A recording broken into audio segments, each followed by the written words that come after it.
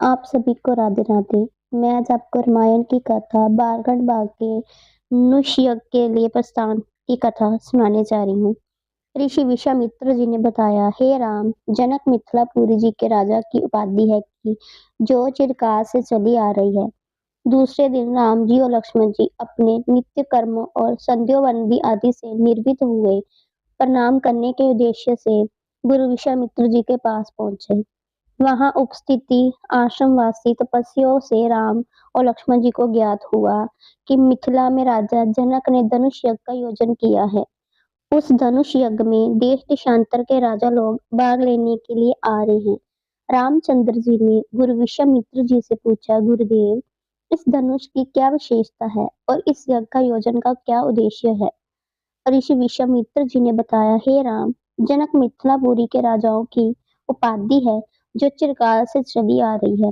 प्राचीन काल में किसी समय देवरातक नामक परम पुरुष ने बड़ी निष्ठा और श्रद्धा के साथ यज्ञ किया था, जिसमें उनसे देवताओं को भी मंत्रित किया था। देवताओं ने देवरात के इस यज्ञ से प्रसन्न होकर उसे पिनाक नाम का धनुष प्रदान किया था। ये धनुष अत्यंत सुंदर, भव्य और गरिमा है और साथ ही साथ ये बहुत भारी और शक्तिशाली भी है। बड़े बड़े बलवान, परकर्मी और रणकुशल योद्धा तथा शूरवीर इस पर पतंगा चढ़ाना तो दूर, इससे उठा भी नहीं सकते। अपनी एकमात्र रूपवती कन्या सीता जी के स्वयंवर के लिए मिथिला नरेश जी ने प्रतिज्ञा की है कि जो भी पराक्रमी वीर राजकुमार या राजा इस धनुष पर पतंगा चढ़ा देगा, उसके साथ वे अपनी कन्या का विवाह कर देंगे। अनेक देशों के राजा राजकुमार भारी संख्या में इस यज्ञ में भाग लेने के लिए मिथिलापुरी पहुंच रहे हैं। हम लोगों की भी इच्छा इस यज्ञ को देखने की है। तुम भी हमारे साथ मिथिलापुरी चलो, उससे देखकर तुम लोगों को भी प्रसन्नता होगी। महर्षि जी के आदेश अनुसार राम जी और लक्ष्मण जी भी विश्वामित्र जी तथा अन्य ऋषि मुनियों के साथ मिथिलापुरी की ओर प्रस्थान किया। मार्ग में अनेक प्रकार के दृश्यों का अवलोकन करते हुए आध्यात्मिक चर्चा भी करते जाते थे। इस प्रकार के वे सोन नदी के तट पर पहुंचे। विश्वामित्र जी सहित सभी ऋषि मुनियों राजकुमारों ने सरिता के शीतल जल में स्नान किया। इसके बाद संध्या पासना आदि से निर्वित होकर धार्मिक ग्रंथों की चर्चा में व्यस्त हो गए। रात्रि अधिक हो जाने के कारण गुरु की आज्ञा से सभी ने वही रात्रि व्यतीत की। नित्य कर्मों तथा संध्या वनादि से निर्वित होने के बाद ये मंडली आगे की ओर बढ़ी। वे परम पावन गंगा नदी जी के तट पर पहुंचे। उस समय मध्याह्न होने के कारण भगवान भास्कर आकाश के माध्यम से पहुंच चुके थे और गंगा का दृश्य अति मनोहरम दिखाई दे रहा था। अटकेलियां करती हुई लहरों में सूरज के अनेकों प्रतिबिंबन दिखाई दे रहे थे। जल में कौतुकमयी मछलियां क्रीड़ा करी थी और नभ में सास हंस जैसे पंछी अपनी मीठी बोली से बोल रहे थे। दूर दूर तक सुनहरे रेत के कण बिखरे पड़े थे। तटवर्ती वृक्षों की अनुपमा शोभा दृष्टिगत हो रही थी और राम जी इस दृश्य को देखकर बहुत खुश हो रहे थे। उन्हें देखकर विश्वामित्र जी ने पूछा, वत्स्य, इतना भाव विभोग होकर तुम क्या देख रहे हो? लहरों में सूरज के अनेकों प्रतिबिंब दिखाई दे रहे थे। जल में कौतुकमयी मछलियां क्रीड़ा कर रही थी। नभ में साहस हंस जैसे पंछी अपनी मीठी बोली से बोल रहे थे। दूर दूर तक सुनहरे रेत के कण बिखरे पड़े थे। वृक्षों की अनुपमा बहुत सुंदर लग रही थी। राम जी इस दृश्य को अपलक दृष्टि से देख रहे थे। उन्हें देखकर विश्वामित्र जी ने पूछा, वत्स्य, इतना भाव विभोर होकर तुम क्या देख रहे हो? राम जी ने कहा, गुरुदेव, मैं सुरसरी की इस अद्भुत छटा को देख रहा हूँ। इस परम पावन सलीसा के दर्शन मात्र से मेरे हृदय को शांति मिल रही है। भगवान, मैं आपके श्रीमुख से ये सुनना चाहता हूँ कि इस इस कुलशहरणी पवित्र गंगा की उत्पत्ति कैसे हुई? राम जी का प्रश्न सुनकर ऋषि विश्वामित्र जी बोले, हे राम, अनेक प्रकार के कष्ट और पापों का निवारण करने वाली गंगा जी की कथा मनोरंजक तथा रोचक है। मैं तुम सभी को ये कथा सुनाता हूँ। ऋषि विश्वामित्र जी ने इस प्रकार कथा सुनाना आरंभ कर दिया। पर्वतराज हिमालय की अत्यंत रूपवती सवगुण संपन्न दो कन्याएं थी। इस कन्याओं की माता सुमेर पर्वत की पुत्री मैना थी। बड़ी कन्या का नाम गंगा तथा छोटी गंगा का नाम उमा था। गंगा अत्यंत प्रभावशाली और असाधारण देवी गुणों से संपन्न थी। वह किसी बंधन को स्वीकार न करने, मनमाने मार्गों का अनुसरण करती थी। उसकी इस असाधारण प्रतिभा से प्रभावित होकर देवता लोग विश्व के कल्याण की दृष्टि से उसे हिमालय से मांग कर ले गए थे। पर्वतराज की दूसरी कन्या उमा बड़ी तपस्विनी थी। उस घोर तपस्या करके शिवजी को वर के रूप में प्राप्त किया था। विश्वामित्र जी के इतने कहने पर राम जी ने कहा, हे भगवान, जब गंगा को देवता लोग सुरलोक ले गए तो वे पृथ्वी पर कैसे अवतरित हुई और गंगा जी को त्रिथगा क्यों कहते हैं? राम जी के इस प्रश्न जी का उत्तर देते हुए ऋषि विश्वामित्र जी ने कहा, सुरलोक में विचरण करती हुई गंगा से उमा की भेंट हुई। गंगा ने उमा से कहा कि मुझे सुरलोक में विचरण करते हुए बहुत दिन हो गए हैं। मेरी इच्छा है कि मैं अपनी मातृभूमि पृथ्वी पर विचरण करूं। उमा ने गंगा से वचन दिया कि वे इसके लिए कोई प्रबंध जरूर करेगी। ऋषा विश्वामित्र जी ने कहा, वत्स्य राम, तुम्हारी ही अयोध्या नगरी में सगर नाम के एक राजा थे। वे पुत्रहीन थे। सगर की पटरानी का नाम केशनी था, जो कि विदर्भ प्रांत के राजा की पुत्री थी। केशनी रूपवती, धर्मात्मा और सत्यपरायण थी। सागर की दूसरी रानी का नाम था सुमिति, जो राजा अरिष्टनेमि की कन्या थी। महाराजा सगर अपनी दोनों रानियों को लेकर हिमालय के नामक प्रांत में गए और पुत्र प्राप्ति की तपस्या करने लगे। उनकी तपस्या से महर्षि भृगु प्रसन्न हुए। उन्हें वर दिया कि तुम्हें नेक पुत्रों की प्राप्ति होगी। दोनों रानियों में से एक का केवल एक ही पुत्र होगा, जो कि वंश को बढ़ाएगा, और दूसरी के 60,000 पुत्र होंगे। कौन सी रानी कितने पुत्र चाहती है, इसका निर्णय वे स्वयं आपस में मिलकर कर ले। केशनी ने वंश को बढ़ाने के लिए एक पुत्र की कामना की और गरुड़ की भवनी सुमति ने 60,000 बलवान पुत्रों की। कुछ काल के पश्चात रानी केशनी ने असमंजक नामक पुत्र को जन्म दिया। रानी सुमित्री के गर्भ से एक तुम्बा निकला, जिससे फूटने पर छोटे छोटे 60,000 पुत्र निकले। उन सबका पालन पोषण घी के घड़ों में रखकर किया गया। काल चक्र व्यतीत होते गया। सभी राजकुमार युवा हो गए। सगर का ज्येष्ठ पुत्र असमंजस बड़ा दुराचारी था। उसे नगर के बालकों को सरयू नदी में फेंककर उन्हें डूबते हुए देखने का बड़ा आनंद आता था।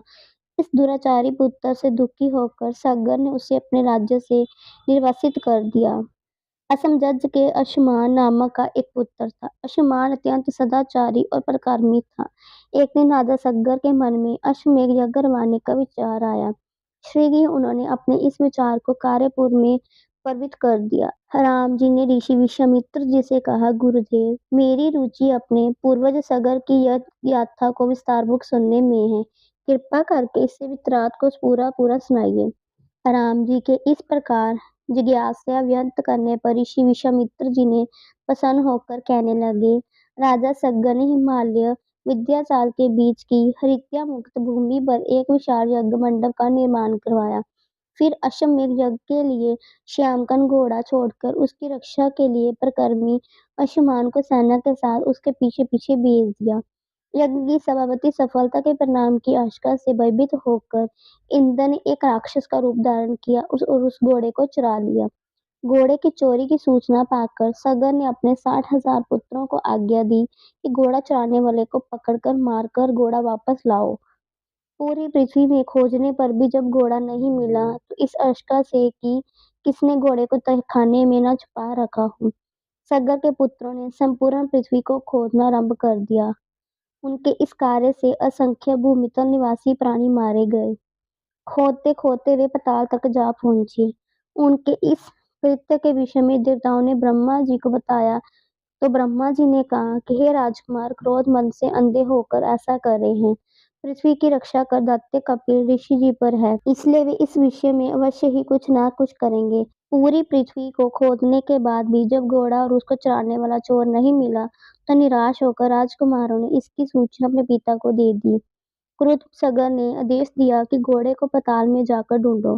पाताल में घोड़े को खोजते खोजते वे संतान वसुदेव कपिल के आश्रम में जा पहुंचे। उन्होंने देखा कि कपिल देव तपस्या में लीन है। उन्होंने उन्हीं के पास का ये घोड़ा बंधा हुआ देखा उन्होंने कपिल मुनि को घोड़े का चोर समझकर उनके लिए अनेक दुर्वचन कहे, उन्हें मारने के लिए दौड़े। सगर के इन कृत्यों से कपिल मुनि की समाधि भंग हो गई। उन्होंने क्रुद्ध होकर सगर के उन सब पुत्रों को भस्म कर दिया।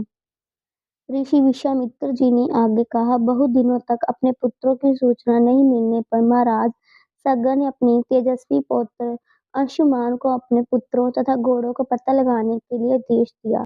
वीर अंशुमान शस्त्रों से सुसज्जित होकर अपने चचाओं के द्वारा बनाए गए मार्ग से पाताल की ओर चल पड़ा। मार्ग में मिलने वाले पूजनीय ऋषि मुनियों का यशोचित सम्मान करके अपने लक्ष्य के विषय में पूछता हुआ उस स्थान तक पहुंच गया जहां पर उसके चचाओं के भस्मीभूत शरीरों की राख पड़ी थी। पास ही यज्ञ का घोड़ा चल रहा था। अपने चाचाओं के भस्मीभूत शरीरों को देखकर उसे अत्यंत क्षोभ हुआ। उसने उनका अपहरण करने के लिए जलाशय की खोज की, किंतु उसे कोई भी जलाशय दृष्टि नहीं हुआ। तभी उसकी दृष्टि अपने चचाओं के मामा गरुड़ पर पड़ी। उन्हें सादर प्रणाम करके अंशुमान ने पूछा, हे पितामह, मैं अपने चाचाओं का अपहरण करना चाहता हूँ। समीप में यदि कोई सरोवर हो तो कृपा करके उसका पता बताइए। यदि आपको इनकी मृत्यु के विषय में कुछ जानकारी है तो वे भी मुझे बताने की कृपा करें। गरुड़ जी ने बताया कि किस प्रकार से इंद्र ने घोड़े को चराकर कपिल मुनि के पास छोड़ दिया। उनके चचाओं ने कपिल मुनि के साथ उद्दंड व्यवहार किया, जिसके कारण कपिल मुनि ने उन सबको भस्म कर दिया। इसके पश्चात गरुड़ जी ने अंशुमान से कहा कि ये सब अलौकिक शक्ति वाले दिव्य पुरुष के द्वारा भस्म किए गए हैं। लौकिक जल से तर्पण करने से इनका उद्धार नहीं होगा। केवल हिमालय की ज्येष्ठ पुत्री गंगा जी के जल से ही तर्पण करने पर इनका उद्धार संभव है। अब तुम घोड़े को लेकर वापस चले जाओ, जिससे कि तुम्हारे पितामह का यज्ञ पूर्ण हो सके। गरुड़ जी की आज्ञा अनुसार अंशुमान वापस अयोध्या पहुंचे और अपने पितामह को सारा वृत्तांत सुनाया। महाराजा सग्गर ने दुखी मन से यज्ञ पूरा किया। वे अपने पुत्रों के उद्धार करने के लिए गंगा जी को पृथ्वी पर लाना चाहते थे। ऐसा करने के लिए उन्हें कोई भी युक्ति न सूझी। थोड़ा रुककर ऋषि विश्वामित्र जी ने कहा, महाराज सग्गर के देहांत के पश्चात अंशुमन बड़ी न्यायप्रियता के साथ शासन करने लगे। अंशुमान के परम प्रतापी पुत्र दिलीप हुए। दिलीप के व्यवसायक हो जाने पर अंशुमान दिलीप को राज्य का भार सौंपकर हिमालय की कंधारों में जाकर गंगा जी को प्रसन्न करने के लिए तपस्या करने लगे, किंतु उन्हें सफलता नहीं प्राप्त हो पाई। वे स्वर्ग सिधार गए। इधर जब राजा दिलीप जी का धर्मनिष्ठ पुत्र भगीरथ बड़ा हुआ तो उसे राज्य का भार सौंपकर दिलीप जी भी गंगा को पृथ्वी पर लाने के लिए तपस्या करने चले गए। उन्हें भी सफलता नहीं मिली। भगीरथ बड़े प्रजावत्स्य नरेश थे, किंतु उनकी कोई संतान नहीं हुई। इस पर वे अपने राज्य का भार मंत्रियों को सौंपकर स्वयं गंगावतरण के लिए गोकर्ण नामक तीर्थ पर जाकर कठोर तपस्या करने लगे। उनकी भूतपूर्व तपस्या से प्रसन्न होकर ब्रह्मा जी ने उन्हें वर मांगने के लिए कहा। भगीरथ ने ब्रह्मा जी से कहा कि हे प्रभु, यदि आप मुझे पर प्रसन्न हैं तो मुझे ये वर दीजिए कि सगर के पुत्रों को मेरे प्रत्यंक से गंगा का जल प्राप्त हो, जिससे कि उनका उद्धार हो सके। इसके अतिरिक्त मुझे संतान की प्राप्ति का भी वर दीजिए। इच्छावांछा वंश नष्ट न हो। ब्रह्मा जी ने कहा कि संतान का तेरा मनोरथ शीघ्र ही पूरा होगा, किंतु तुम्हारे मांगे गए प्रथम वर को देने में कठिनाई ये है कि जब गंगा जी के वेग के साथ पृथ्वी पर अवृत होगी तो उनके वेग को पृथ्वी संभाल नहीं सकेगी। गंगा जी के वेग को संभालने के लिए क्षमता महादेव जी के अतिरिक्त किसी में भी नहीं है। इसके लिए तुम्हें महादेव जी को प्रसन्न करना होगा। इतना कहकर ब्रह्मा जी ने अपने लोक को चले गए। भगीरथ ने साहस नहीं छोड़ा। वे 1 वर्ष तक पैर के अंगूठे के सहारे खड़े होकर महादेव जी की तपस्या करते रहे। केवल वायु के अतिरिक्त उन्होंने किसी अन्य वस्तु का वशन नहीं किया। अंत में इस महान शक्ति से प्रसन्न होकर महादेव जी ने भगीरथ को दर्शन देकर कहा, भगत श्रेष्ठ, हम तेरी मनोकामना पूरी करने के लिए गंगा जी को अपने मस्तक पर धारण करेंगे। इसकी सूचना पाकर विवश होकर गंगा जी को सुरलोक का परित्याग करना पड़ा। उस समय वे सुरलोक से कहीं जाना नहीं चाहती थी, इसलिए वे ये विचार करके मैं अपने प्रचंड वेग से शिव जी को बहाकर पाताल लोक ले जाऊंगी, वे भयंकर वेग से शिव जी के सिर पर अवृत हुई। गंगा जी का ये हिंकार महादेव जी से छुपा न रहा। महादेव जी ने गंगा जी को वेगवती धाराओं को अपने जटाजूट में उजाड़ लिया। गंगा जी के अपने समस्त प्रयत्नों के बाद भी महादेव जी की जटाओं से बाहर न निकल सकी। गंगा जी को इस प्रकार शिव जी की जटाओं में विलीन होते देखकर भगीरथ ने फिर शंकर जी की तपस्या की। भगीरथ के इस तपस्या से प्रसन्न होकर भगवान शंकर जी ने गंगा जी को हिमालय पर्वत पर स्थित बिंदुसर में छोड़ा। छूटते ही गंगा जी की 7 धाराओं में बट गई। गंगा जी की 3 धाराएं हादनी, पावनी और नलिनी पूर्व की ओर प्रवाहित हुई। सुचक्षु, सीता और सिंधु नाम की 3 धाराएं पश्चिम की ओर बही और 7वीं धारा महाराज भगीरथ के पीछे पीछे चली। जिधर जिधर भगीरथ जाते थे उधर ही गंगा जी। स्थान स्थान पर देव, यक्ष, किन्नर, ऋषि मुनि आदि उनके स्वागत के लिए एकत्रित हो रहे थे। जो भी उस जल का स्पर्श करता बाब बंधाओं से मुक्त हो जाता। चलते चलते गंगा जी के उस स्थान पर पहुंची जहाँ ऋषि जुहू यज्ञ कर रहे थे। गंगा जी के अपने वेग से उनके यशयालों को संपूर्ण सामग्री के साथ भागकर ले जाने लगी। इससे ऋषि जी को बहुत क्रोध आया और उन्होंने क्रुद्ध होकर गंगा का सारा जल पी लिया। ये देखकर समस्त ऋषि मुनियों को बड़ा विस्मय हुआ। वे गंगा जी को मुक्त करने के लिए उनकी स्तुति करने लगे। उनकी स्तुति से प्रसन्न होकर जह ऋषि जी ने गंगा जी को अपने कानों से निकाल दिया और उन्हें अपनी पुत्री के रूप में स्वीकार कर लिया। तब से गंगा जावनी कहलाने लगी। इस पश्चात वे भगीरथ के पीछे चलते चलते समुद्र तक पहुंच गए और वहां से सागर के पुत्रों का दार करने के लिए रसातल में चली गई। उनके जल के स्पर्श से भस्मीभूत हुए सागर के पुत्र निष्पाप होकर स्वर्ग गए। उस दिन से गंगा जी के 3 नाम हुए, तीर्थंकर, जाह्नवी और भगीरथी। हे रामचंद्र जी, कपिल आश्रम में गंगा जी के पहुंचने के पश्चात ब्रह्मा जी ने प्रसन्न होकर भगीरथ को वरदान दिया कि तेरे पुण्य के प्रताप से प्राप्त इस गंगा जल से जो भी मनुष्य स्नान करेगा, इसका पान करेगा, वे सब प्रकार के दुखों से रहित होकर अत्यंत में स्वर्ग को प्रस्थान करेगा। जब तक पृथ्वी मंडल से गंगा जी प्रवाहित होती रहेगी, तब तक उसका नाम भगीरथ कहलाएगा और संपूर्ण भूमंडल में तेरी कीर्ति असीम रूप से फैलती रहेगी। सभी लोग श्रद्धा के साथ तेरा स्मरण करेंगे। ये कहकर ब्रह्मा जी अपने लोक को लौट गए। भगी भगीरथ ने पुनः अपने पितरों को जलांजलि दी। कथा समाप्त होने पर वे सब जब विश्राम करने चले गए, दूसरे दिन ऋषि विश्वामित्र जी ने अपनी मंडली के साथ प्रातः की जनकपुरी के लिए प्रस्थान किया। चलते चलते वे विशाला नगरी में पहुंचे। इस भव्य नगरी में सुंदर मंदिर और विशाल अट्टालिकाएं शोभायमान हो रही थी। वहां की बड़ी बड़ी दुकानें अमूल्य भूषणों को धारण किए हुए स्त्री पुरुष आदि नगर की संपदा का परिचय दे रहे थे। चौड़ी चौड़ी और साफ सुथरी सड़कों को देखकर ज्ञात होता था कि नगर के रख रखाव और व्यवस्था बहुत ही सुंदर और प्रशंसनीय थी।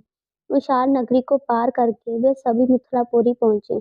उन्होंने देखा कि नगर के बाहर सुरम्य प्रदेश में एक मनोरम यज्ञशाला का निर्माण किया गया था। वहां पर विभिन्न प्रांतों से आए हुए वेद पाठी ब्राह्मण मधुर ध्वनि में वेद मंत्रों का सस्वर पाठ कर रहे थे। शोभायुक्त यज्ञ मंडप अत्यंत आकर्षक था, जिसे देखकर राम जी ने कहा, हे गुरुदेव, इस यज्ञशाला की छटा मेरे मन को मोह रही है। विद्वान ब्रह्मों के आनंददायक मंत्रोच्चार को सुनकर मैं पुलकित हो रहा हूँ। कृपा करके इस यज्ञ मंडप के समीप ही हम लोगों के ठहरने की व्यवस्था करें, ताकि वेद मंत्रों की ध्वनि हमारे मन मानस को निरंतर पवित्र करती रहे। जब राजा जनक को सूचना मिली कि ऋषि विश्वामित्र जी अपने शिष्यों तथा अन्य ऋषि मुनियों के साथ जनकपुरी में पधारे हैं, तो उनके दर्शन के लिए राजपुरोहित शंतानंद को लेकर यज्ञशाला पहुंचे। पाद्य अन्य आदि विश्वामित्र जी का पूजन करके राजा जनक बोले, हे महर्षि, आप यहाँ पधार कर और दर्शन देकर हम लोगों को कृतार्थ कर दिया। आपकी चरण धूलि से ये मिथिला नगरी पवित्र हो गई है। फिर राम जी और लक्ष्मण जी को देखकर बोले, हे मुनिवर, आपके साथ ये परम तेजस्वी सी शवक जैसे अनुपम सौंदर्यशाली दोनों राजकुमार कौन है? इनकी वीरता पूर्वक आकृति देखकर प्रतीत होता है कि मानो कि ये किसी राजकुल के दीपक है। ऐसे सुंदर सुदर्शन कुमारों की उपस्थिति से ये यज्ञशाला वैसे ही शोभायुक्त हो गई है। ऐसे प्रातःकाल भगवान भुवन भास्कर के उदय होने पर प्राची दिशा सौंदर्य से परिपूर्ण हो जाती है। कृपा करके अवगत कराइए कि ये कौन है, कहाँ से आए हैं, इनके पिता और कुल का क्या नाम है। इस पर विश्वामित्र जी ने राजा जनक से कहा, हे राजन, ये दोनों बालक वास्तव में राजकुमार हैं। ये योद्धा नरेश सूर्यवंशी राजा दशरथ के पुत्र रामचंद्र जी और लक्ष्मण जी हैं। ये दोनों बड़े वीर और पराक्रमी हैं। इन्होंने सुबाहु ताड़का आदि के साथ घोर युद्ध करके उनका नाश किया है। मारीच जैसे महाबली राक्षस को तो राम जी ने एक ही बाण से 100 योजन दूर समुद्र में फेंक दिया। अपने यज्ञ की रक्षा के लिए मैं इन्हें योद्धापति राजा दर्श से मांग कर लाया था। मैंने इन्हें नाना प्रकार के अस्त्र शस्त्रों की शिक्षा प्रदान की है। इनके प्रयत्नों से मेरा यज्ञ निर्विघ्न तथा सफलतापूर्वक संपन्न हुआ है। अपने सदाचार, विनम्रता और सौंदर्य से इन्होंने आश्रम में रहने वाले समस्त ऋषि मुनियों को मनमोह लिया था। आपके इस महान धनुष यज्ञ का उत्सव दिखाने के लिए मैं इन्हें यहाँ लाया हूँ। इस वृत्तांत को सुनकर राजा जनक बहुत प्रसन्न हुए और उन्हें सबके ठहरने के लिए यथोचित व्यवस्था कर दी। प्रातःकाल राम जी और लक्ष्मण जी ऋषि विश्वामित्र जी के साथ मिथिलापुरी के वन उपवन आदि देखने के लिए निकले। एक उपवन में उन्होंने एक निर्जल स्थान देखा। राम बोले, गुरुदेव, ये स्थान देखने में तो आश्रम जैसा दिखाई देता है, किंतु क्या कारण है कि यहाँ कोई ऋषि मुनि दृष्टिगोचर नहीं हो रहे। इस पर विश्वामित्र जी ने कहा, यह स्थान कभी महात्मा गौतम जी का आश्रम था। वे अपनी पत्नी अहिल्या के साथ यहाँ रहकर तपस्या करते थे। एक दिन गौतम ऋषि जी की अनुपस्थिति से इंद्र ने गौतम के वेश में आकर अहिल्या से परने याचना की। अहल्या ने इंद्र को पहचान लिया था, तो भी ये सोचकर कि मैं इतनी सौंदर्यशाली हूँ कि देवराज इंद्र जी के स्वयं मुझसे प्रेम याचना कर रहे हैं। अपनी सबरी जब इंद्र अपने लोक को लौट रहे थे, तब भी अपने आश्रम को वापस आते हुए गौतम ऋषि जी की दृष्टि इंद्र पर पड़ी। उस समय इंद्र उन्हीं को वेश धारण किए हुए थे। तत्काल वे सब कुछ समझ गए और उन्होंने इंद्र को श्राप दिया। इसके बाद उन्होंने अपनी पत्नी को भी श्राप दे दिया कि हे दुराचारणी, तुम हजारों वर्षों तक केवल हवा पीकर कष्ट उठाते हुए यहाँ राख में पड़ी रहे। जब राम इस वन में प्रवेश करेंगे, तभी उनकी कृपा से तेरा उद्धार होगा। तभी तू अपना पूर्ण शरीर धारण करके मेरे पास आ सकेगी। यह कहकर गौतम ऋषि इस आश्रम को छोड़कर हिमालय पर जाकर तपस्या करने चले गए। अत्यंत हे राम, अब तुम आश्रम के अंदर जाकर अहल्या का उद्धार करो।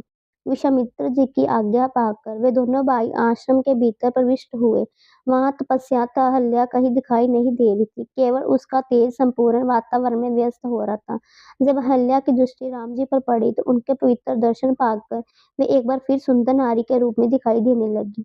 नारी रूप में अहल्या का सम्मुख पाकर राम जी और लक्ष्मण जी श्रद्धा पूर्वक उनके चरण स्पर्श किए।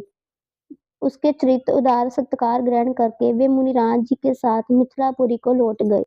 राम जी से मिथिला के राजपुरोहित शतानंद जी से विशेष रूप से प्रभावित हुए। शतानंद जी से कहा, हे राम, आप बड़े सौभाग्यशाली हैं को विश्वामित्र जी गुरु के रूप में प्राप्त हुए हैं। वे बड़े ही प्रतापी और तेजस्वी महापुरुष हैं।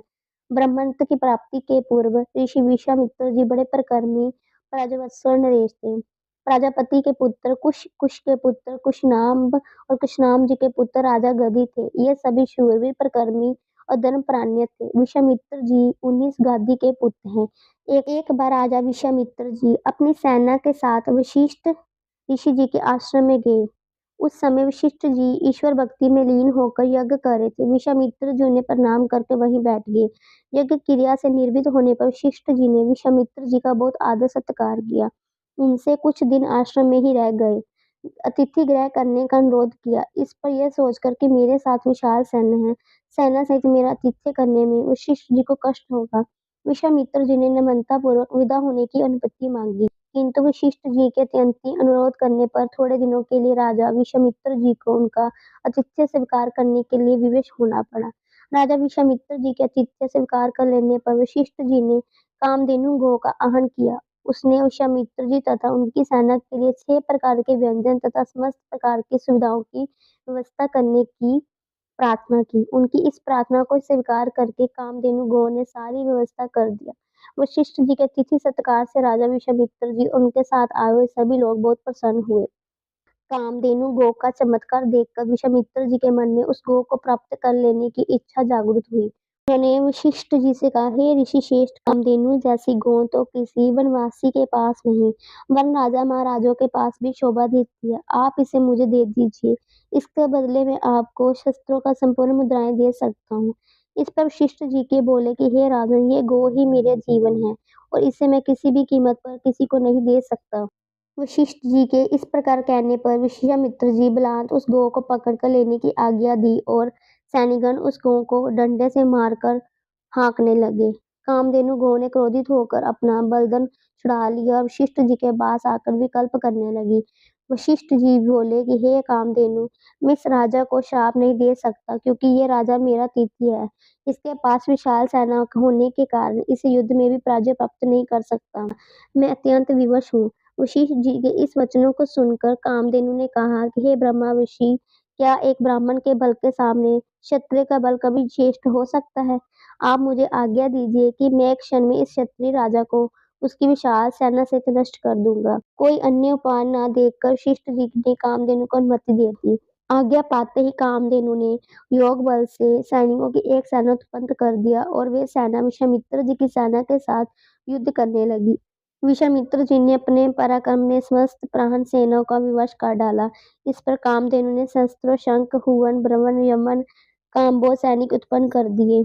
जब विश्वामित्र जी ने उन सैनिकों को भी वध कर डाला तो कामदेव ने मारक शस्त्रों से युक्त परक्रमी योद्धा को उत्पन्न किया। इससे शीघ्र ही राजा विश्वामित्र जी की सेना को गाजर मूली की तरह बांटती काटना आरंभ कर दिया। अपनी सेना को नाश होते देखकर विश्वामित्र जी के 100 पुत्र कपिल हो वशिष्ठ जी को मारने दौड़े। परिणाम ये हुआ कि वशिष्ठ जी ने उनमें से एक पुत्र को छोड़कर शेष सभी को भस्म कर दिया। सेना तथा पुत्र के नष्ट हो जाने से विश्वामित्र जी बड़े दुखी हुए। अपने बचे हुए पुत्र का राज तिलक करके वे तपस्या करने के लिए हिमालय की कंधारों में चले गए। वहां पर उन्होंने कठोर तपस्या की और महादेव जी को प्रसन्न कर लिया। महादेव जी को प्रसन्न पाकर विश्वामित्र जी ने उनसे समस्त दिव्य शक्तियों के साथ संपूर्ण धनुर्विद्या के ज्ञान का वरदान प्राप्त कर लिया। इस प्रकार संपूर्ण धनुर्विद्या का ज्ञान प्राप्त करके विश्वामित्र जी बदला लेने के लिए वशिष्ठ जी के आश्रम में पहुंचे। वशिष्ठ जी को ललकार कर उन पर अग्निबाण चला दिया। अग्निबाण से समस्त आश्रम में आग लग गई और आश्रमवासी भयभीत होकर इधर उधर भागने लगे। वशिष्ठ जी ने भी अपना धनुष संभाल लिया और बोले कि मैं तेरे सामने खड़ा हूँ, तू मुझ पर वार कर। आज मैं तेरे विमान को चूर चूर करके बता दूंगा कि शास्त्र बल से ब्राह्मण बल श्रेष्ठ है। क्रुद्ध होकर विश्वामित्र जी ने एक के बाद एक शस्त्र चलाए। इस पर विश्वामित्र जी ने और भी अधिक शस्त्रों का प्रयोग कर डाला। वशिष्ठ जी ने उन सबको भी नष्ट करके ब्रह्मास्त्र छोड़ने के लिए सब अपने धनुष उठाया तो सब देव किन्नर आदि भयभीत हो उठे। किंतु वशिष्ठ जी तो उस समय अत्यंत क्रुद्ध हो रहे थे। उन्होंने ब्रह्मास्त्र छोड़ ही दिया था। ब्रह्मास्त्र के बल पर जो आपने विश्वामित्र जी को परास्त कर दिया है, अब आप ब्रह्मास्त्र से उत्पन्न हुई ज्वाला को शांत करें। इस प्रार्थना से द्रवित होकर उन्होंने ब्रह्मास्त्र को वापस बुलाया और मंत्रों से उसे शांत किया।